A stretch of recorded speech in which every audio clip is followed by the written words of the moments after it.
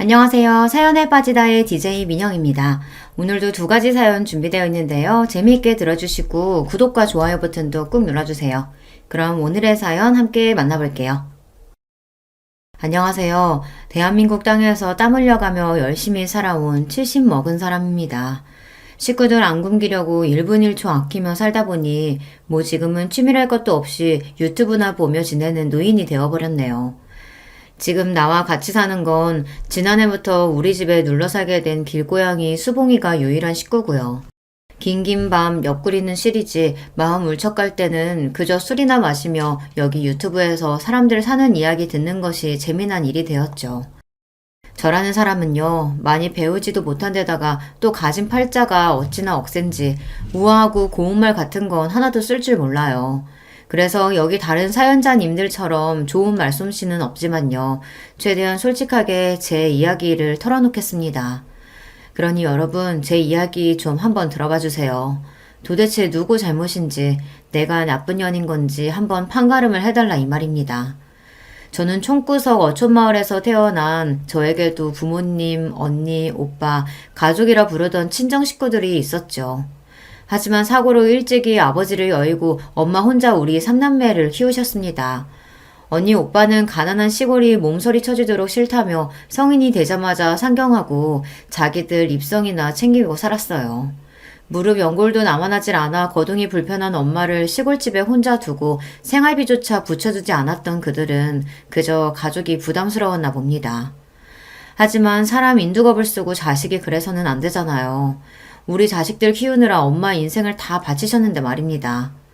자기들 결혼까지 하고 나더니 아예 명절이고 엄마 생신이고 발길을 뚝 끊고 살대요. 그 뒤로 난 그 사람들 동기간으로 보지도 않고요. 파렴치한 그들을 떠올리면 욕지기만 납니다. 그래도 어쩌겠어요. 불쌍한 울 엄니 나라도 챙겨야죠. 20살 때부터 내가 돈 벌어 엄마 병원비 대고 생활비 벌며 모녀 둘이 살았네요. 그래도 결혼해야 한다. 너 가정이 이루는 거 봐야 죽어도 눈 감는다던 엄니는 맨날 나만 보면 시집 타령을 하셨어요. 그러면 전 괜스레 엄마에게 성을 냈죠. 됐어. 나 같은 거 어느 놈이 이쁘다고 데려가겠어요. 결혼 못한 처녀 귀신으로 죽어도 하는 수 없죠. 이렇게 툴툴대며 우악스러운 처녀였던 저도 운명의 사랑에 빠지고 말았죠. 장돌배기처럼 다니는 트럭 장수 남자가 좋아져서 저도 시집이라는 것을 갔으니까요. 그 사람이 결혼하자고 말했지만 난 대번에 거절하고 돌아서 장대비처럼 눈물을 쏟아야 했어요. 너무너무 그가 좋지만 같이 살고 싶지만 혼자 계신 울 엄니를 나까지 버릴 수는 없어서요. 그런데 그 남자는 내가 청혼을 거절해야 했던 이유를 알아채곤 이렇게 말해주었습니다. 난 고아나 마찬가지 아닌가. 당신 어머님 내 친모처럼 여길 테니 결혼하고 모두 다 같이 삽시다. 남자가 그것도 고루하기 짝이 없는 경상도 남자가 이런 결단을 내리기가 어디 쉽겠습니까? 결혼해서 남편 때문에 고생도 많이 했지만 이때의 고마움을 생각하며 원망 한번 안 하고 살았습니다. 남편과 결혼하고 친정엄마와 함께 고향을 떠나 경기도로 와서 터를 잡았어요. 남편이 하던 장사를 저랑 같이 했는데 바구니, 양말 등 1000가지 잡화를 트럭에 싣고 다니며 이 동네 저 동네 다녔죠. 돌아다니며 하는 장사의 고됨은 이루 말할 수가 없었습니다. 그러다 보니 어느새 내 마음속에 소원 같은 것이 생겼죠. 바로 내 가게, 내 점포를 갖고 당당하게 장사하는 것 말입니다. 하지만 만사 느긋한 남편은 장사 수완도 좋지 않고 돈도 잘 못 벌었어요. 아이들 낳고 키우면서 남편 혼자 장사하니까 벌이가 뚝 떨어져서 입에 풀칠하기도 어려웠습니다. 그래서 막내 낳자마자 친정엄마에게 아이들을 맡기고 내가 일하러 나섰어요. 장사꾼으로 살다 보니 여자가 참 갈갈한 성미가 되었지만 누구 돈 떼먹거나 거짓말 안 하고 살고자 노력했습니다. 그렇지만 내가 편하게 살 팔자가 아니었던 모양이죠. 남편은 벼랑간 차 사고가 나서 반년간 식물인간처럼 병원에 누워있다 결국 세상을 뜨고 말았으니까요. 그때가 맏아들이 7살, 막내 아들이 고작 2살 되던 해였습니다. 졸지에 과부에 노모와 세 자식이 딸린 가장이 되어버렸죠. 돈도 못 버는 기존의 트럭 장사를 과감히 접고 남의 식당 주방 일을 하기 시작했습니다. 내가 음식하는 손도 야물고 또 가만 보니 먹는 장사가 제일 많이 남는 것 같아 보였죠. 당장은 내 식당 할 돈도 없고 하니 남의 밑에서 돈도 모으고 장사하는 법도 배우려는 요량이었습니다. 그렇게 일은 악물고 살다 보니 식구들 건사하고 삼남매 대학까지 다 보냈어요. 지금은 나 사는 집 있겠다, 월세 받는 건물까지 있으니 이 정도면 참 잘 살아온 거 아니겠습니까? 그런데 평생을 다 바쳐 자식들 키워낸 내가 말년에 이런 대접을 받을 줄은 정말 몰랐어요. 지금도 그 생각만 하면 울부짖 치솟고 가슴이 미어집니다. 자식 뽑기 운은 완전히 뺑뺑이고 뭐가 나올지 모르겠대요. 첫째 아들과 둘째 딸은 성실하니 일찍 철들어 저들이 알아서 공부도 잘하고 크대요. 문제는 막내 아들이었습니다. 남편이 술 먹고 들어와서 더듬을 때 아주 손모가지를, 아니 다른 곳을 분질러 놨어야 했는데. 주책맞게 이게 무슨 소린지 모르겠네요. 여하튼 간에 그날 막내를 뵈는 게 아니었다 싶은 순간은 셀 수도 없을 겁니다. 꽤 많고 장난심한 녀석이라서 애를 모르는 이웃이 없을 정도로 동네에 소문이 파다했어요. 거 정사하다 말고 어디 가요? 아휴, 내가 복장이 터져서 막둥이 학교 가요. 막둥이 담임선생님이 학부모 상담하자고 전화가 왔지 않아요. 에? 또 가? 지난번 선생님 가방에 개구리 집어넣고 여자애들 체육복 죄 뜯어놔서 불려갔었잖아요. 이번엔 또 무슨 짓을 졌대요? 대머리 교장선생님은 가발에 리본을 묶었다나 뭔 짓을 더 한 모양인데 아우 아주 이놈의 자식 때문에 내가 못 살아. 걸핏하면 막내가 사고쳐서 학교에 불려가야 했어요. 죄송한 마음에 학년이 끝나면 의뢰 담임선생님 가족분들을 제 식당에 모셔서 대접했죠. 선생님, 성태기 자식 때문에 얼마나 노고가 많으셨습니까? 엄마로서 제가 참 죄송하고 고맙고 해서요. 없이 사는 사정이라 드릴 거라고는 이 사죄주 한 잔 올리고 음식 대접하는 것 뿐이라요. 촌지나 내놓지 하는 표정으로 제 초대를 거절한 선생님도 있었지만 대부분 제 정성을 뿌리치지 않고 초대에 응해주셨죠. 성태기가 장난은 곧잘 쳐도 머리 회전이 빠른 놈이니 때려서라도 끝까지 공부시키라던 고마운 선생님도 있으셨습니다. 그 말씀대로 막내 우격 다짐해서 좋다는 학원에 집어넣어 억지로 공부시켰습니다.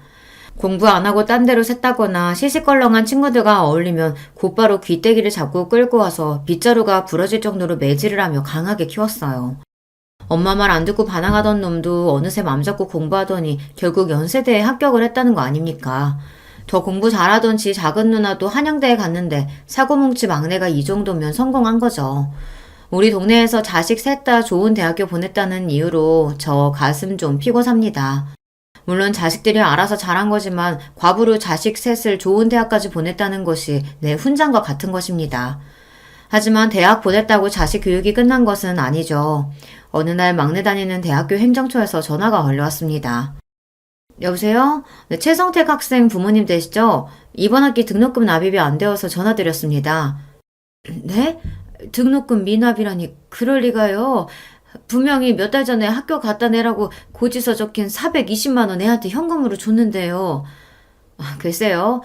뭔가 착오가 있었는지 모르겠지만 미납 상태인 거 맞습니다.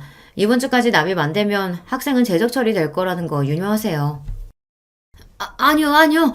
선생님, 내가 내일 학교 가서 절대로 낼게요. 그러니 학교에서 자르지 말아주셔요. 이게 어찌된 일이냐며 막내에게 따져 물으니 그놈은 막 횡설수설 하는데 결국은 지가 술 먹고 노는데 그 돈을 다 갖다 써버렸다는 거예요. 어휴, 이놈아. 다른 돈도 아니고 대학 등록금이다. 매일 먹어야 하는 내 허리약은 건너뛰어도 너희들 학원비, 학교 육성회비는 어떻게 해서든 안 빼먹고 살았어. 그런데 감히 대학 등록금에 손을 대? 학창시절부터 가게 돈통 슬쩍하고 문제집 산다고 뺑땅 치는 거 혼낸 적이 부지기수였습니다. 그래도 그렇지 대학교 등록금은 아니잖아요. 열이 잔뜩 받은 나머지 바리깡을 들고 와서 성택이 머리를 아예 빡빡 밀어버렸어요. 니는 정신 상태가 글러먹었어. 대학생이 무슨 군대 나가 뿌라. 여지간해서 말 안 들어먹던 놈이 그때는 충격을 좀 받았던 모양입니다. 진짜로 군대 신검받고 어쩌고 하더니 2달 뒤 입대를 해버렸어요. 현역 육군으로 빡세게 구르다가 정신을 차렸는지 제대하고 나서는 사고 안 치고 대학교 잘 다니다 유명한 회사에 취직까지 했습니다. 아유, 김사장은 좋겠네. 박사님 첫째, 둘째 딸은 대기업 다니고 게다가 돈 많은 집에 시집까지 갔으니. 그런데 속만 썩이는 막내까지 그렇게 큰 회사에 합격했다고? 그럼 저승에서 신랑 만나면 아주 잘 살다 왔다고 큰 소리 뻥뻥 칠 거야. 그러니 지금 죽어도 여한이 없지. 요즘 나 밥 안 먹어도 배가 안 고프다니까. 에이, 그건 오바고. 그 늘어진 뱃살 보면 밥을 영 안 먹지는 않은 것 같은디. 이 사람이 뭐라고? 자식들 모두 제대로 된 인간 만든 것 같아 부모로서 느끼는 뿌듯함이야 이루 말할 수 없을 만큼 컸죠. 비록 큰아들은 외국서 공부하고 귀국한 지 얼마 안 돼요. 아직 미혼이지만 대부분 시집 장가 보내고 나니 이제 진짜 혼자가 되었어요. 같이 살던 친정엄마는 하늘나라에 가신 지 이미 십수년도 되었고 말입니다. 늙은 내 몸 하나만 챙기며 여유있게 사나 했더니 자식 교육은 끝난 게 아니더라고요. 별일 없이 잘 살고 내 용돈까지 붙여주는 첫째, 둘째와 달리 막내는 아직도 내 도움을, 아니 내 돈을 필요로 했어요. 자잘하게 카드값 막아야 한다, 손주에 돌잔치 해야 한다 등등 갖가지 명목으로 수없이 돈을 요구해왔습니다. 결혼할 때 전셋집도 마련해줬는데 5천만 원, 8천만 원 빌려달라 해서 아예 차용증까지 썼다니까요. 아니 큰 회사 다니는 맞벌이가 왜 맨날 돈이 그렇게 부족하냐? 이해가 안 가서 물어보니 내 허락도 없이 며느리는 이미 회사를 간뒀더라고요. 어머님 무서워서 미리 말씀 못 드렸는데요. 아기 낳고 복직하니까 회사 다니기가 너무 힘들어서요. 아휴, 어차피 그만두고 뭐 어쩌겠냐. 그럼 집에서 살림 열심히 하고 서방이랑 자식 실하게 챙겨야 한다. 알겠냐? 그런데요, 엄마 그 봉청동 건물은 한 달 월세가 얼마나 나와요? 갑자기 그거 와 궁금해? 사실 회사 사정이 어려워져서 나도 회사 다니기 여간 힘든 게 아니어서요. 거기 건물 관리를 제가 대신 해주면 엄마도 편하고 나도 그 돈을 생활비로. 턱도 없는 소리 마라. 나도 곧 있으면 70이야. 언제까지 식당 일 하겠냐? 너희 형들처럼 엄마 용돈이니 그런 거 달라고 안 한다. 제발 네 앞가림만이라도 해. 너 절대로 그 회사 그만 못 둔다. 알겠냐? 제가 이런저런 단칼에 거절해버리니 다시는 일 그만둔다는 소리 입 밖으로 꺼내지 않았습니다. 그런데 결국 막내 이놈 큰일을 저지르고야 말았습니다. 어느 날 무섭게 생긴 깡패 세 놈이 우리 가게에 찾아와서 난동을 부렸어요. 최성택이 돈을 빌렸는데 기한이 넘도록 안 갚고 있으니 부모가 대신 책임져야지. 네, 아무리 굶었을지언정 사채에만은 손대지 않았습니다. 사채 빚에 가족들이 뿔뿔이 흩어져서 사람 구실 못하고 사는 경우를 여러 보았기 때문이죠. 그런데 멀쩡한 놈이 뭐가 부족해서 사채비까지 쓴 것인지 당장 막내를 불러다 제대로 혼냈어요. 내가 너를 어찌 키웠는데 맨날 너는 이 어미 속을 뒤집는 거냐, 이 화상아. 나는 다급히 그놈 때릴 몽둥이를 찾아다녔습니다. 그 모습에 겁먹은 막내는 도리어 나에게 이렇게 대들었어요. 엄마 그만 좀 하세요. 우리 때문에 요 모양 요 꼴로 사셨다고 시위하시는 거예요? 왜요? 그때 그 한 아저씨한테 못 간 것도 자식들 때문이라고 원망하는 거죠. 니 미쳤냐? 30년도 더 지난 얘기를 못하라 꺼내. 쭈구렁 방태기가 다 된 나한테 뭐 그런 연모가 남았다고? 어쩌면 과거에 그때 엄마가 자기를 버릴지도 모른다는 두려움 때문에 막내는 아직까지 그 오래된 일이 선명하게 남아있나 봅니다. 한 사장, 이 나이 먹고 말하기 남사스럽지만 저에게도 애를 놓고 재치하고 싶을 만큼 좋아했던 남자가 하나 있었습니다. 1992년도 한방눈이 펑펑 내리는 날 그 남자와 얘기 나누던 기억은 보물처럼 가슴에 묵혀두고 가끔 생각만 했었는데 어디 그 이야기나 해볼까요? 고깃집 식당에서 주방 이모로 있을 때인데 한 사장님은 그 옆 정육점 가게 주인이었어요. 한 사장은 몇 년 전 마누라가 도망친 뒤로 딸 하나를 키우고 살았는데 그 애가 우리 둘째 딸과 같은 나이였던가 그랬습니다. 어느 날 식당 가장 바쁜 저녁 시간에 둘째가 홀딱 젖은 생쥐 모습으로 돌아왔어요. 엄마, 제발 우리 다른 동네로 이사 가면 안 돼요? 우리 딸은 내 말 잘 듣고 엇나가는 걸 본 적이 없는 착한 애입니다.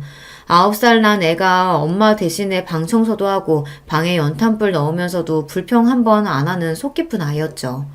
그런데 애가 엄마 보러 식당까지 온 데에는 다 그만한 이유가 있었던 것인데 난 마냥 애를 밀어대면서 집에 가라 했습니다. 급기야 둘째는 울음을 터뜨리고 그 모습에 화가 난 식당 사모님이 저한테 소리쳤어요. 아줌마 여기서 쫓겨나고 싶어? 손님들 식사하시는데 왜 애 우는 소리 나게 해? 재수없게. 빨리 애 보내고 주방 들어가요. 황급히 가게 뒤편으로 둘째를 데리고 가서 애 등짝을 철썩철썩 때렸습니다. 엄마 더 곤란해지기 전에 후딱 집에 가지 못하느냐면서요. 엄마, 내 말 한 번만 들어주세요. 우리 반 남자애들이 내 옷에서 냄새 난다고, 빨래 대신해준다고, 화장실 내걸레 빤 물을 나한테 끼얹어 버렸다고. 우리 이사가, 나 전학 갈래. 세상에, 어느 쏘글 놈의 자식들이 내 딸내미한테 그런 짓을. 서러워서 꺽꺽 웃는 딸의 모습을 보니 속에서 천불이 나고 네 신세도 엄마 신세 따라가는구나 싶어 울컥한 나머지 딸을 껴안고 나도 같이 울었습니다. 그렇게 딸을 보내고 가게에서 사장님 사모님한테 자리 비웠다고 혼났는데 한이 서리더라고요. 가게 뒷정리를 혼자 다 하고 가게 문 셔터 닫고 의차 일어섰습니다. 그때 눈송이가 하늘에서 나풀나풀 내려오대요. 눈이 참 더럽게 이쁘네. 거지 같은 하루 보낸 내 속은 썩어 문드러질 것 같은데. 저기요. 일 끝났으면 와서 쌍화탕 한 잔 마시고 가요. 일하러 가게 오다니며 그와 마주치면 가볍게 인사나 하던 대면대면한 사이였습니다. 말 한 번 섞은 적은 없지만 그 사람 목소리나 그림자만 봐도 알아채는 내가 이상했습니다. 동네에서 내가 과부인 걸 다 아는데 외간 남자랑 말 섞고 눈빛 나누다가 이웃들 입방아에 오르면 어쩔까 싶어 조심해야죠. 내가 왜 거기서 차를 마십니까? 집에서 애들이 기다리니 얼른 가야 돼요. 그 집딸이랑 우리 집 딸내미랑 같은 반인 건 몰랐어요? 애들 얘기할 게 있으니 잠깐 와봐요. 지금 시장 사람들 다 문 닫고 갔으니까.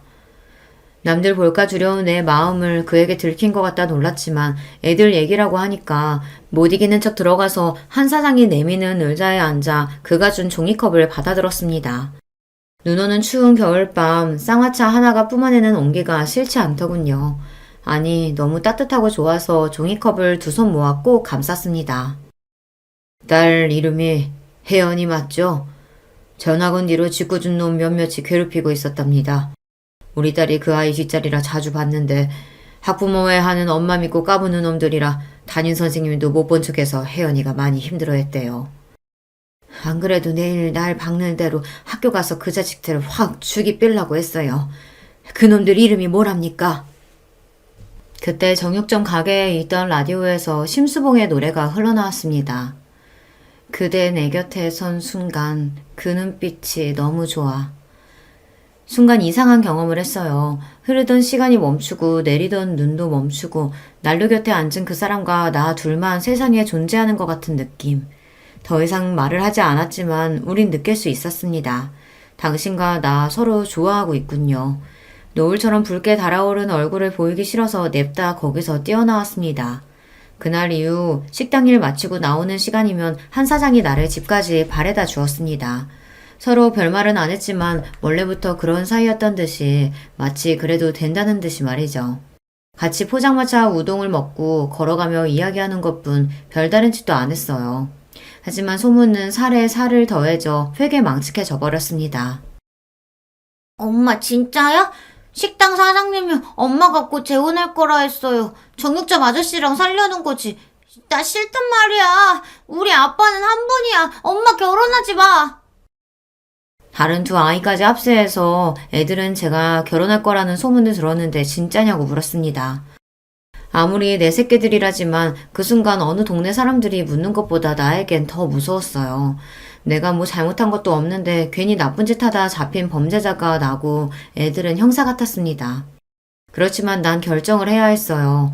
어정쩡하게 한 사장과 이렇게 연애하다가는 시장에서 내 꼴만 우스워지고 애들 앞에 떳떳한 엄마로 있을 수 없으니까요. 어쩐 일로 자네가 날 먼저 만나자 했어? 기분 참 괜찮네. 여기 김치우동이 기가 막히다. 아줌마, 여기 김치우동이랑 소주 한 병이요. 당신 덕에 가슴 떨리고 행복했죠. 그치만 우린 여기까지여요. 난 어디선가 잘 살고 있을 테니 정희 아빠도 건강하게 잘 살아요. 따끈하게 놓인 우동을 그대로 두고서 내 할 말만 내뱉고 혼자 나와버렸습니다. 집에 와서 소주 한 병을 마시며 그날 처음으로 술의 맛을 알게 됐습니다. 이후 외로운 나에게 소주는 유일한 친구이자 한풀이 상대가 되었죠. 곧바로 나는 다른 동네로 이사 갔기에 그 후 한 사장이 어떻게 사는지는 몰랐습니다. 그저 딸 중학교 졸업식 날 먼발치에서 그 반질반질한 얼굴을 본 게 마지막이었어요. 너희들이 새아빠 어쩌고 하는 소리 듣기 싫어서 그 사람 떠난 지가 30년도 됐어. 근데 그게 왜? 내가 왜 너한테 한 사장 얘기를 들어야 하냐? 그거 아세요? 엄마는 지난 세월 고생한 게 다 자식들 때문이라고 생각하니까 작은 실수에도 그렇게 크게 역정을 내시는 거예요. 그 억하심정 때문에 내가 하는 행동 하나하나가 다 미운 거라고요. 언제 엄마가 나한테 따뜻한 말 한마디 건네준 적 있었어요? 그대로 막내는 방문을 걷어차고 집에서 나가버렸습니다. 저 자식이 그래도? 지 잘못한 거는 생각도 안 하고 막내 놈은 저렇게 엉뚱한 생각이나 하며 엄마 탓이나 하고 있었어요. 뭐 저도 다 잘한 건 아닙니다. 옛말에 예쁜 자식 매로 키운다고 했어요. 아비 없이 자라 저 모양이라는 소리 듣기 싫어서 우리 애들 교육 더 단단히 시켰습니다. 난 참 엄하고 싫은 소리만 하는 엄마였을 거예요. 생각해보면 첫째가 반에서 1등 했다고 눈을 반짝이며 얘기하면 니 어디 가서 1등 한다고 자랑하고 다니면 안 돼. 사람이 거만하면 욕먹는 법이야. 계속 1등할 방법이라 연구해라. 마음 같아서는 애 얼싸안고 어야둥둥 춤이라도 추고 싶었지만 꾹 참고 이렇게 말했어요. 그때 시무룩하게 돌아서던 큰아이의 얼굴이 생각납니다. 그리 모질고 엄한 엄마라서 자식들 머리 크고 나니 이렇게 안타깝고 후회스럽네요. 막내 말대로 난 따뜻한 그런 엄마는 아니었습니다. 대신 억척스럽게 돈 벌어서 어디 가서 기죽지 않도록 애들 입히고 먹이고 가르쳤어요. 그게 내 평생의 자부심이었단 말입니다. 이렇게 막내가 속삭일 때면 둘째한테 전화해서 이렇게 저렇게 이야기를 하곤 해요. 그래도 딸이라고 내 말도 잘 들어주고 나 위로해준다고 같이 맞장구도 쳐주니 고맙죠. 막내가 워낙 매사 불평불만이 많은 녀석이라 그래. 지가 받은 사랑은 생각도 못하고 부족한 것만 생각하는데 그걸 어떻게 다 맞춰줘. 괜히 그 자식 말 때문에 엄마 맘 쓰지 마세요. 엄마, 근데 귀는 좀 어때? 병원에는 다녀왔어요? 그래. 의사가 노인성 난청이 좀 일찍 온 거라고 하대. 고작 환갑 넘었을 뿐인데 벌써 노인성 난청이 왔다고요? 몸쓰며 일하고 살아와서 그런가 허리와 다리 건강엔 늘 문제를 달고 살았어요. 파스는 내 남편이요. 정형외과는 내 친구였으니까요. 그런데 몸 아픈 건 약 먹고 바르면서 참는데 이골이 났지만 귀가 안 들리는 건 어려움이 많았습니다. 사람들이랑 하는 일상적인 대화도 어려워지고 자꾸만 사람들이 했던 말 또 해달라고 하니 나를 불편해하고요. 내 말이 잘 안 들리다 보니 원래도 갈갈했던 목소리가 더욱더 커져버렸어요. 얼마 전 버스 타면서 귀를 묻는데 기사 양반이 귀를 막으며 얼굴을 찌푸렸어요. 할머니 조용조용히 좀 말하세요. 귀처 화통을 삶아드셨나 왜 이렇게 크게 말하세요? 난 그냥 하는 말인데도 목소리가 크니까 화난 것처럼 들린다고 주변에서 오해하니까요. 이 생활이 1년, 2년 지나다 보니 단순한 의사소통 문제가 아니라 내 감정에 문제가 생기대요. 야, 내 그 소튼 여기다 갖다 놓으라고 말하지 않았냐? 아이쿠야, 어머니 애 떨어지겠어요. 그냥 말씀하시면 되지 왜 그렇게 성을 내세요? 아니, 난 그냥 말한 것인데. 여보. 잘못한 것도 없는데 시어머니가 화내고 욱한다며 며느리는 제 남편한테 달려가 이르는 꼴이란. 그러면 또 막내 아들놈은 쫓아와서 엄마는 아버지 제사상 도와주는 며느리한테 잘 좀 대하지 이게 뭐냐. 왜 자식들을 못 잡아먹어 안달이냐. 이렇게 저한테 한 소리 해댔어요. 내가 귀머거리 같이 안 들리고 소리 버럭버럭 지른다고 해서 그때부터 자식들이 날 싫어하게 되었을까요? 나도 늙고 병들고 싶어서 그런 게 아니라 늙다 보면 몸이 그렇게 되는 건데 내 입장에서 참 억울해요. 그러다 작년 명절에 막내 며느리와 감정 싸움까지 번진 적이 있습니다. 음식 남기고 버리면 못 쓴다. 남긴 잡채는 싸줄 테니까 집에 가서 데펴 먹어라. 요새 누가 음식을 남김없이 싹싹 먹어요. 우리 친정에서는 남기는 만큼이 교양이라고 하셨어요. 다 먹어치우는 건 옛날 머슴들이나 하는 거라고. 뭐라고? 머슴? 니 지금 시애미한테 천한년이라 하고 하는 기가? 말하는 꼬라고는 아주 지 엄마를 똑 닮아가. 너희 친정에서 그리 가르치더냐? 예전 상견례에서 만났던 안사돈의 불쾌한 기억이 떠올라서 버럭 지르고 말았습니다. 자기들은 서울 태생이라는 이유로 꼴보기 싫게 거만했던 안사돈은 식사 중에 이렇게 말했죠. 음식 먹는 걸 보면 그 집안이 어떤지 다 표가 나는 법이지. 자네 그렇게 허겁지겁 먹으면 가난하게 자란 티 다 나는데 그거 아나? 내 아들에게 이렇게 면박을 주는데 아들은 물론이고 나와 우리 집안을 욕먹이는 말이죠. 그래서 무례한 안사돈에게 큰 소리로 뭐라고 해댔습니다. 어머니는 왜 저희 친정엄마까지 들먹이세요? 예전 상견례 자리에서도 어머님이 우리 엄마한테 소리 지르고 뭐라고 하셔서 제가 얼마나 속상했는 줄 아세요? 그래서 너는 시집오지 몇 년이 된 지금까지 그걸 가슴에 담아두고 시애미한테 화내는 게냐? 그럼요. 그런 게 어디 잊혀지나요? 제가 어머님한테 시집살이 당한 이야기 하려면 밤새도 모자라요. 아주 의문스럽고 앙큼한 며느리지 않습니까? 막말로 그 사돈댁이 먼저 내 체면을 깎아내리는 말을 했었는데 그럼 예예 다 맞습니다 하고 제가 참고 넘어갔어야 했나요? 그런데 며느리는 그 외에도 나에게 억울했던 일, 혼나고 집에 가서 운 일 등등 원망을 퍼부었습니다. 나도 너같이 옹졸한 며느리 필요 없으니까 집에 오지 마라. 꼴도 보기 싫다. 이렇게 며느리 하는 원망 나도 성을 내며 나왔고 며느리와 감정의 골이 깊어졌습니다. 그렇게 왕래 없이 지내던 중 내가 올해 칠순을 맞이했다며 큰아들이 전화를 했어요. 얘기 들으셨어요, 어머니? 응? 무슨? 막둥이가 이제야 철이 드나 봅니다. 저랑 둘째한테 연락 돌려서 이번 어머니 칠순잔치는 자기가 다 알아서 할 거니까 형 누나들은 가만히 있으라고 신신당부하던걸요? 그놈이 무슨 거창한 계획이 있는지 어머니한테 비밀로 모르는 척하라고 신신당부까지 했어요. 그래? 그 녀석 엉뚱하기도 하지.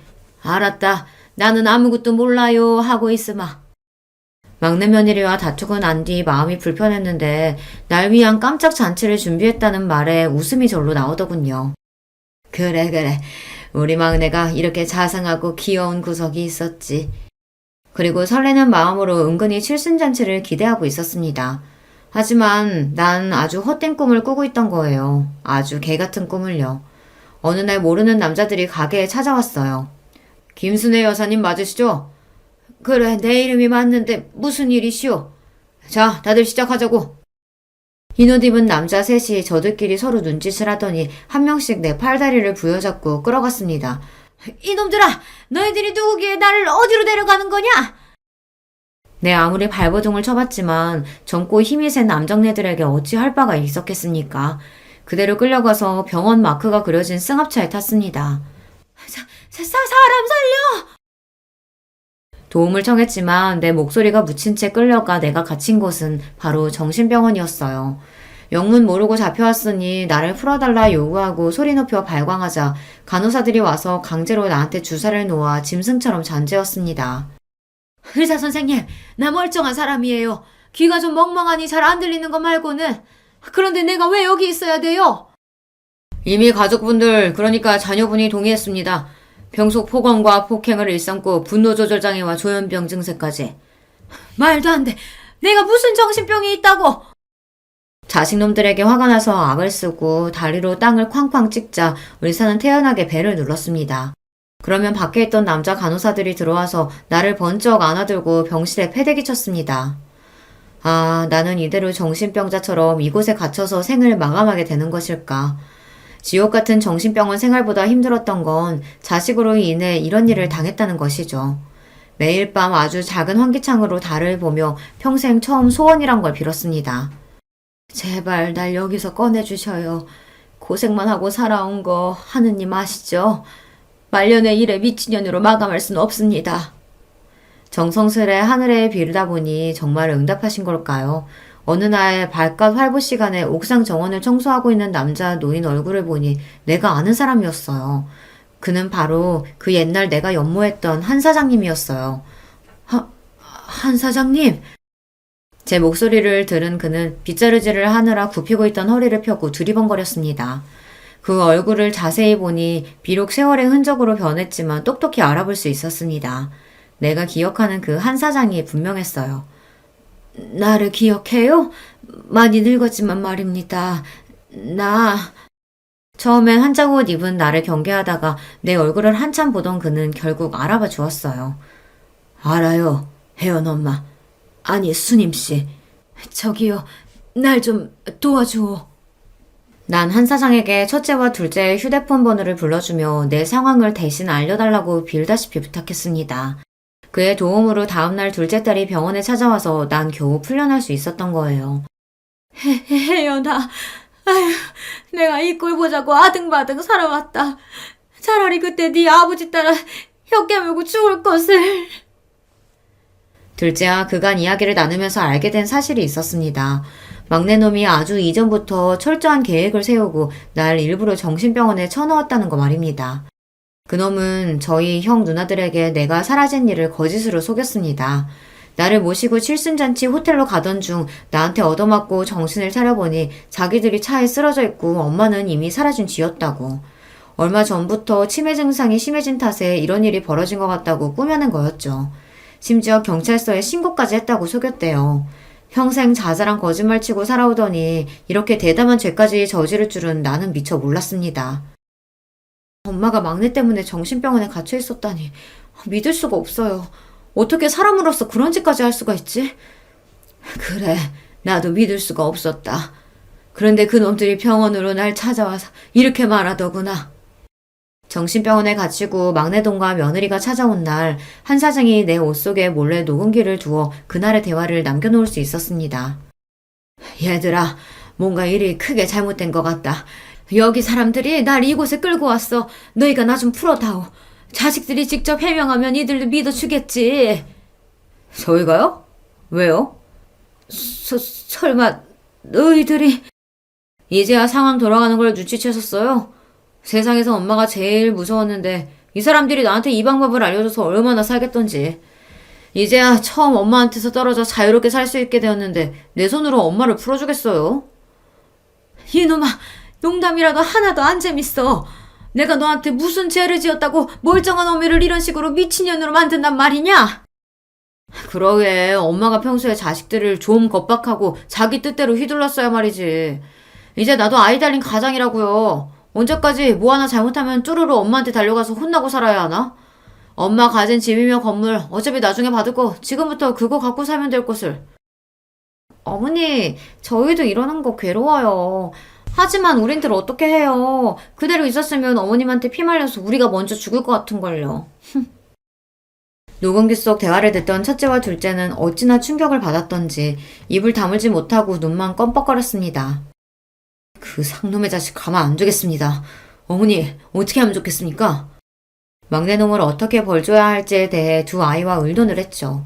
자식을 위해서라면 눈 하나 달래도 줄 수 있었던 어미지만 난 아들, 딸의 조언대로 변호사를 찾았습니다. 변호사님, 자식까지도 않은 막내 호적에서 파주쇼. 법원 판결을 통해 정당한 이유로 인정을 받아야 가족관계 등록부 정정이 가능합니다. 우리나라에서 호주제는 폐지되어서 이제 호적 자체가 없기도 하고요. 그럼 어떻게 방법이 없는 건가요? 그럴 수야 없죠. 의뢰인께서 막내 아드님으로부터 당하신 일에 대해 복수하셔야 하지 않겠습니까? 내가 처했던 상황을 설명하자 변호사님은 최선을 다해 돕겠다고 자기만 믿으라 장담했어요. 옛말처럼 호적에서 파낼 수는 없었지만 내 뜻을 분명히 막내 자식 부부에게 전했습니다. 변호사가 추천한 대로 법적으로 강하게 말이죠. 더 이상 타이르고 매타작해서 가르치는 게 아니라 어른의 무서움, 부모의 냉정함을 보여줄 차례란 말입니다. 시간이 얼마 흐르지 않아 성태기와 그 마누라는 날 찾아와 빌어댔죠. 하지만 아직도 정신을 못 차렸는지 사죄부터 하지 않고 저들이 처한 상황부터 해결해달라고 하는 꼴이란. 세상에 이런 법이 어디 있습니까? 엄마가 빚쟁이도 아니고 제 쥐꼬리만한 월급을 완료하뇨. 그렇게 가져가시면 우리 식구들은 어떻게 살라고요? 엄마 그렇게 매정한 분이셨어요? 우리 최 씨 집안에서 당신은 내 자식이 아니요. 나한테 빌려간 돈 안 갚으면 압류해서라도 받아야지. 안 그러니 얘들아? 당연하죠. 성택이 너 사람이 그러면 안 된다. 어? 저희 도와주실 거 아니면 고모는 좀 빠져주시죠. 어머님, 우리는 어머님이 진짜 치매가 세게 온 줄 알고 7차 병원에 갔던 거지 다른 뜻은 없었어요. 그러니까 제발 노여움 푸시고. 참나. 이봐요 재수씨. 우리한테 와서 뭐라고 했죠? 엄마 실종 신고하고 안 들어오면 엄마가 소유했던 집이며 건물 다 당신들이 관리하겠다고 우리 설득하려고 들었지. 결국은 엄마 재산 노리고 정신병원에 감금해놓고 어디 뻔뻔하게 얼굴을 들고 다니는지 원. 뭐? 형! 말이면 단 줄 알아? 형이나 누나도 우리랑 다 같은 흑심 품었었잖아. 겉으로는 착한 척, 엄마 걱정하는 척 하면서 실은 속으로 엄마가 실종되고 사망 처리되길 바랬던 거 아니야? 형도 엄마 유산 바랬던 거 아니냐고. 막내놈이 형에게 대들자 아예 두 아들놈은 멱살잡이 하는 상황까지 오고야 말았습니다. 그 광경을 보니 내 속에서 불이 나더라고요. 나도 모르게 막내놈의 뺨을 후려 쳐버렸습니다. 어디 내 장남 멱살을 잡아? 아저씨가 뭔데? 당장 내 집에서 나가라. 분명히 말하지만 너희는 내 자식 아니니까 이 집에 찾아오지도 말고 내 돈이나 얼른 갚아. 안 갚으면 계속 그렇게 월급 차압 당할 거라는 것만 똑똑히 알고. 변호사의 조언대로 채권 강제 집행인가 하는 법원 명령을 받아 아들의 월급 380만 원 중 절반을 차압했으니 저들이 먹고 살기 힘들기도 하겠죠. 하지만 불효막심한 막내에 대한 단죄는 이것이 끝이 아니었습니다. 두 남매가 나를 위해 진짜 칠순잔치를 준비해서 서울 강남의 유명한 호텔에서 흥겨운 시간을 보내고 있었죠. 당연히 막내는 그 자리에 초청하지 않았고요. 그런데 둘째 손주들의 귀여운 축하 노래 중 어찌 알고 왔는지 막내 아들과 며느리가 그 잔치에 들어왔어요. 설마 미운 내가 보고 싶어서 칠순잔치까지 왔겠습니까? 뭐 월급 압류 풀어달라 사정할 목적이었겠죠.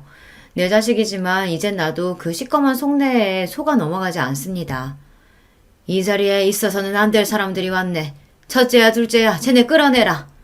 저도 자식이에요. 하나뿐인 어머니 칠순잔치에 아들인 제가 빠져도 되겠습니까? 아, 그러세요? 어쩌나? 사실 나는 자식이 둘뿐이었어요. 거기 자네들은 내 모르는 사람이니 이 좋은 잔치에서 나가주실랍니까? 정말 왜 이렇게까지 하시는 거예요, 엄마? 차라리 원래 엄마 성미대로 메타적하고 차라리 욕을 날리세요. 안 어울리게 서울말 쓰며 자식인 우리한테 존대하시냐고요. 진짜 소름 끼치게. 나는요. 나랑 하등 상관없는 남한테는 그래도 예의 지키고 사는 년입니다. 그쪽이랑은 완전히 남이니까 이러죠. 뭐 이렇게 내 잔치에 온 김에 거기 차린 뷔페나 먹고 가요. 옛날에도 좋은 잔칫날 동네 버렁쟁이들까지 다 먹였으니까. 나는 더 꼴도 보기 쉽지 않다는 듯 잔치 내내 막내를 투명인간처럼 대했습니다. 보다 못한 둘째 딸이 날 타이르더군요. 엄마, 이제 그만 성택이네 용서해 주세요.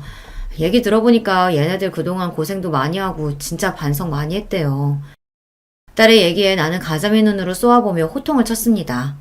내 허락도 없이 오늘 잔치한다는 것도 네가 저놈들한테 알려준 게냐? 너 역시 엄마 무시하고 네 멋대로 굴다가 막내 꼴 되고 싶으냐? 내 불효령의 둘째 딸과 사이는 절대 그런 일은 없다며 나에게 빌고 잘못했다고 했습니다. 마지막 순서로 오신 손님들에게 감사 인사를 드리려던 찰나였죠. 그런데 나는 들고 있던 마이크에 대고 예정에도 없던 이야기를 하기 시작했어요. 보잘것없는 이 늙은이의 칠순잔치를 두 자식이 합심해서 열어준 것에 고맙구나. 또 바쁘신데도 불구하고 여기까지 와주신 손님들께 뭐라 감사의 말씀을 드려야 할지 모르겠습니다. 아까 중간에 한번 소란을 피웠죠. 내 치부이고 내 허물이지만 난 감추는 법을 모르는 사람이니 여기 계신 모두에게 얘기 드리죠. 저 막내 아들인 놈이 이 애미한테 무슨 짓을 했냐면요. 그 자리에서 그놈들이 벌였던 천인공노할 짓을 한 푼도 더하거나 빼지 않고 온전히 사실 그대로 밝혔습니다. 순식간에 웅성거리며 막내 아들과 며느리에게 수십 수백 개의 눈이 향했고 비난과 욕설이 나오기 시작했죠. 예상치 못한 상황에 막내 아들과 며느리는 아연 실색하고는 그대로 주랭랑을 쳐버렸습니다. 그러자 다른 두 자식들 또한 몹시 당황했습니다. 애들이 진땀을 흘리며 손님들에게 해명하고 분위기를 수습했지만 거기에서 이미 내 칠순잔치는 파장이 되어버리고 말았죠. 한 사람 한 사람 오신 손님들이 가시는 걸 나는 멍하니 바라보고 있었어요. 어머니가 막내에 대한 원망의 마음 이해합니다. 그렇지만 우리 가족의 일을 이렇게 만천하에 공개까지 했어야 했어요. 내 지인들, 친척분들 앞으로 어떻게 보라고요. 정말 너무하세요, 엄마. 막내가 저렇게까지 엇나간 데에는 이토록 심하게 구는 엄마의 탓도 있다는 생각 안 해보셨어요? 내 칠순을 축하해주겠다는 자리에서 남은 자식들까지 이렇게 날 비난하고 탓하니 그렇게 서러울 수가 없더군요. 그래! 자식놈들 다 필요 없다! 너희도 그만 썩 나가! 그렇게 첫째네 둘째네 가족들도 나가버리고 그 넓은 홀에 나 혼자 덩그러니 남았습니다. 아니, 그 자리에 남아준 단 한 사람이 있었죠. 내가 정신병원에서 탈출할 수 있게 도와준 한 사장님이요. 그는 서러움에 끄끄 울고 있는 내 어깨에 손을 얹으며 곁에 있어 주었습니다. 내가 원래 성질머리가 이렇게 고약해요. 그래도 내 잔치인데 남은 자식들까지 저렇게 날 탓하고 떠나가네요.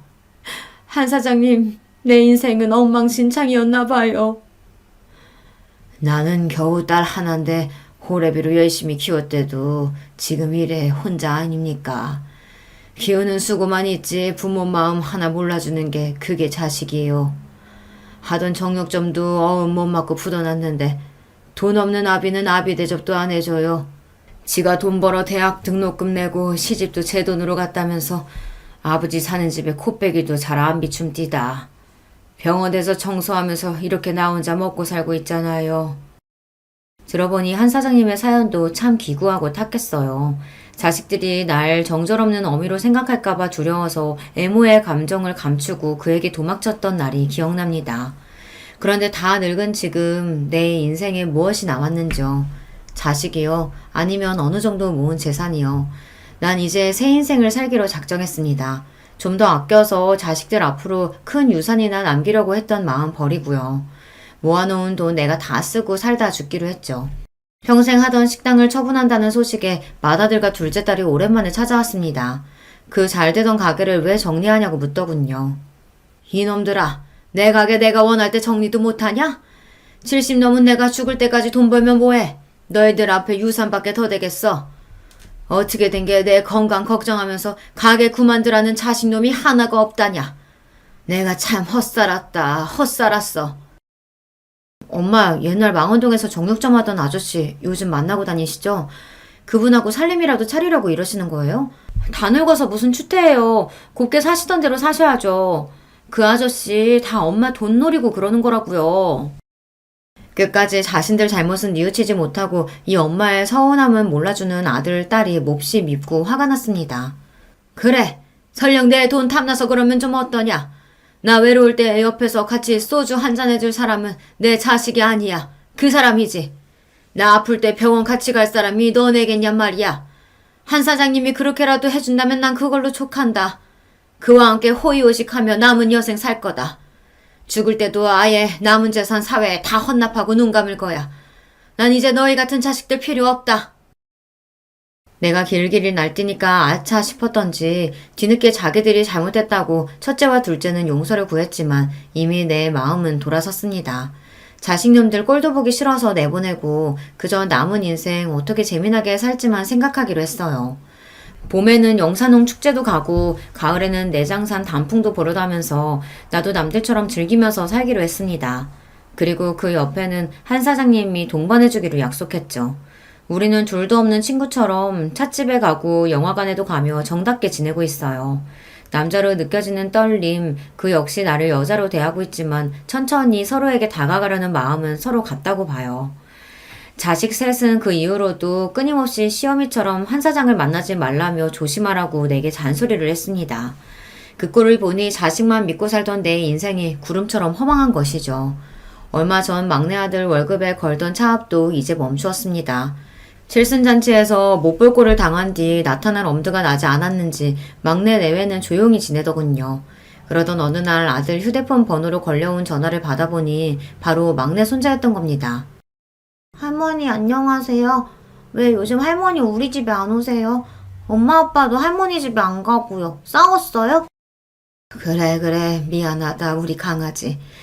할머니가 네 아빠한테 화가 나서 당분간 떨어지기로 했어. 근데 우리 손주 잘 지내고 있냐? 유치원에서 친구들이랑 사이좋게 지내고?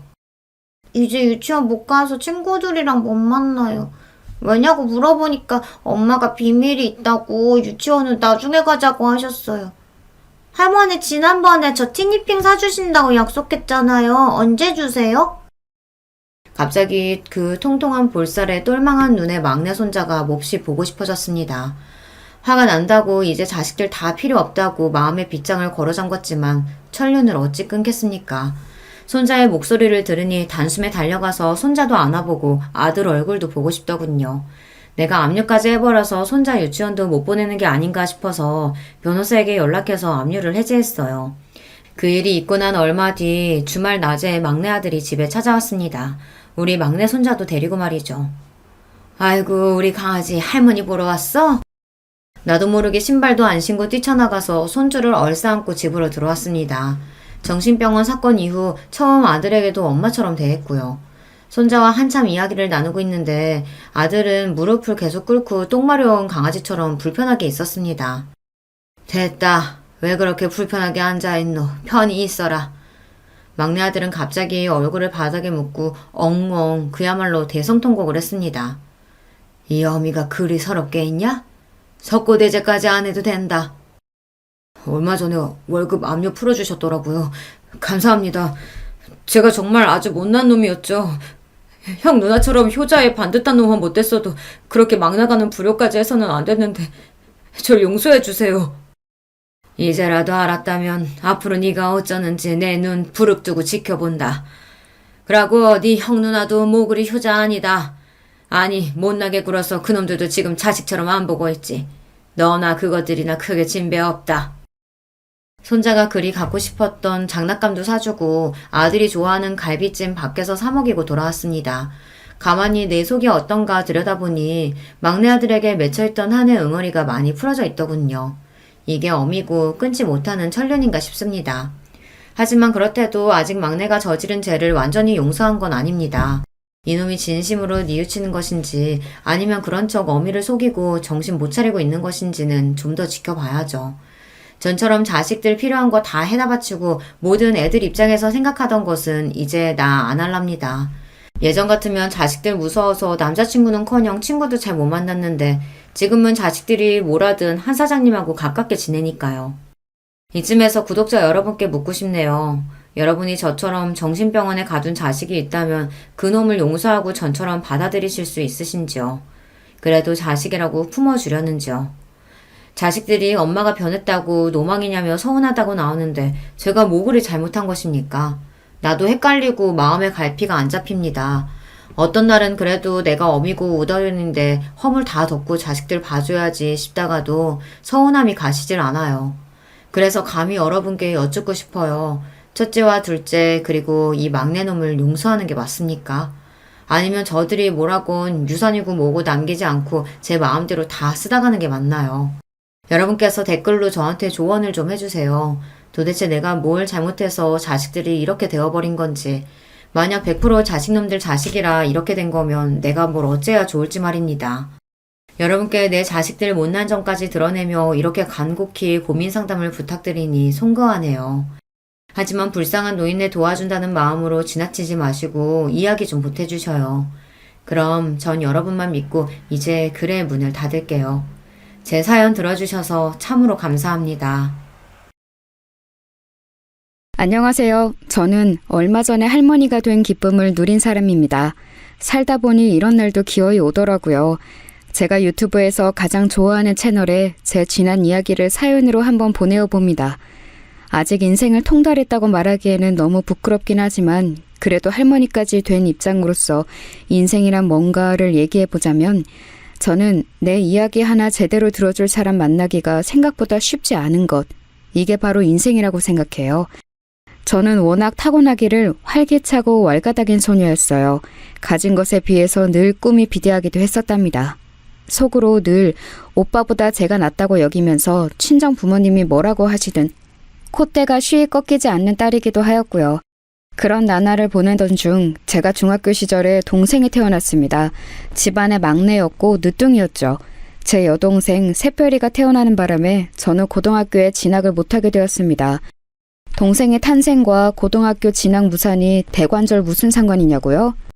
저희 친정처럼 형편이 애매하게 안 좋았던 집들에게는 상황에 따라 자식의 거취가 시시각각 바뀌는 게 잘만 일어나는 현상이었습니다. 갑자기 아기를 키워야 되는 집이 되었으니까 제가 고등학교로 가는 게 비효율적이라고 친정 부모님은 판단하셨던 것이었죠. 내가 고등학교 가는 것을 얼마나 손꼽아 기다렸는데 청초한 여고생이 되어보고 싶었건만 그 꿈이 이렇게 무산되는구나. 부모님께 대들고 반항을 해보자니 집안 형편이 지금 어려워진 것 같고 출산 이후로 엄마의 건강도 좋지 못하시고 그런 상황이라 말대꾸도 못하겠어. 이건 어쩔 수가 없구나.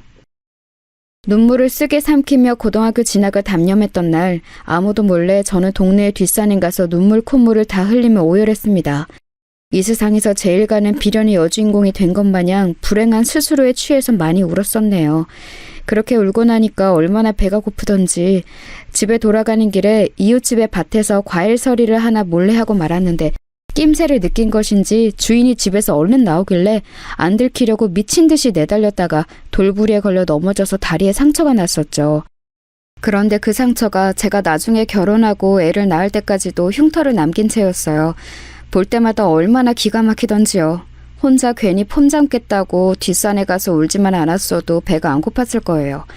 그러니까 저는 희한한 쪽으로 많이 튀는 애였던 것 같아요. 갓난아기 동생, 사실 얼마나 귀여운 존재입니까? 그러나 저는 언니가 되어서는 동생인 새별이가 아기일 적에 이를 박박 갈면서 미워했었습니다. 그냥 주는 것 없이 얄미웠어요. 주변에서 귀여운 동생이 생겨서 좋겠다라고 말하면 저는 반드시 그 사람에게 보복을 가했습니다.